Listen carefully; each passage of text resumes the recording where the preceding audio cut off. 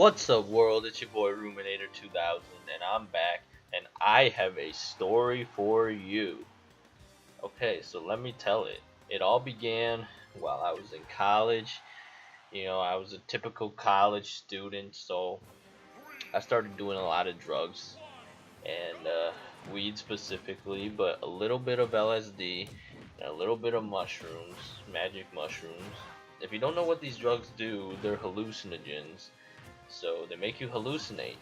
um, Things that aren't there, you see things that aren't there, you hear things that aren't there. But anyway, so after I did some, I started smoking a lot of weed, and I started to have psychosis, which doctors is say is that's what they call hallucination. And I started to have depression. Um, and my grades fell, my motivation to go out went down. I stopped taking care of myself. Basically, my whole life fell apart. So because my whole life fell apart, I decided, all right, I'm gonna go see a counselor. And I see, well, actually, I didn't decide that. My mom was the one. When I came back for Christmas vacation, she could tell I was really depressed, so she recommended I go see a counselor. Um, and when I get back to school, I do that. I see a counselor who sends me to the hospital.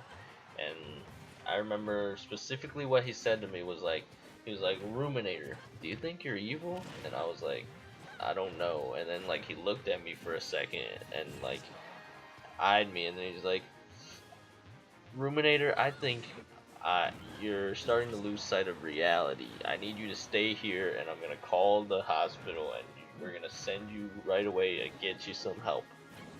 And at that time, my thought process were fucked up, so I legitimately thought I was evil.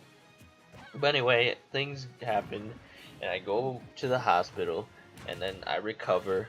I'm back to normal, and but I have to leave school. But leaving school makes my depression return again. And depression, that causes you to lose sight of reality. So,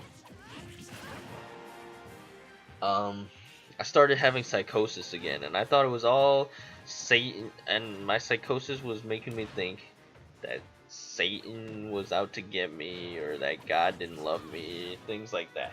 So, I started reading the Bible, and I started taking everything in the Bible way too seriously and literally. Like everything. I thought if I didn't obey one commandment for one instance, then I was fucked. Or that I would go to hell for that. And like one of the commandments is to love your neighbor as you love yourself. And if you don't love your neighbors, you don't love God. That's what it says in the Bible. So I really thought that I should treat everyone with love and respect, which obviously you should. But I thought that meant that if I wasn't doing that, if I was stuck in the house, which I was stuck in the house, my parents didn't want me going outside because I was having all these hallucinations and odd behaviors. They were concerned for other people, which is exactly what they should have done. But I thought that because I wasn't going to interact with people, talking to them, getting to know them, feeling love for them, I thought that because of that, I was gonna go to hell. So I stressed myself out because I legitimately thought I was gonna spend eternity in hell. So I stressed myself out to the point where I started having hallucinations again. And I hallucinated that this one girl I saw had a halo above her head. And she had a halo above her head. So I thought it was a sign from God that meant angels were sent, that women are angels sent by God to help me escape from Satan. And like they were the only ones who could save me. But like keep in mind I couldn't get in contact with anybody, so I had to try to meet people on the fucking street. Um, I wasn't thinking clearly too. So I mean you have these kinds of thoughts when you have psychosis. So I would try to sneak out of the house without my parents knowing because I was so desperate to find angels who could save me. And I started to chase after cars because I thought that, you know, these people would save me. So my parents, they found out that I was snuck out of the house and I was chasing cars. And they said, you know what, we actually got to get this kid help. So finally, they were like, enough's enough. and they took me and they sent me to the hospital. And when I explained everything to the psychologist at the hospital, they were like, wow, it sounds like you're having a lot of religious preoccupation, a lot of guilt around your religion. And I was like, yeah, you know. So that's the story. And I was sent to a mental hospital, a psych ward for that. So yeah, in case you didn't know, you can actually get hospitalized for religious preoccupation. So if you know any religious nuts, you can tell them they deserve to go to the hospital. I'm just kidding. I'm just kidding.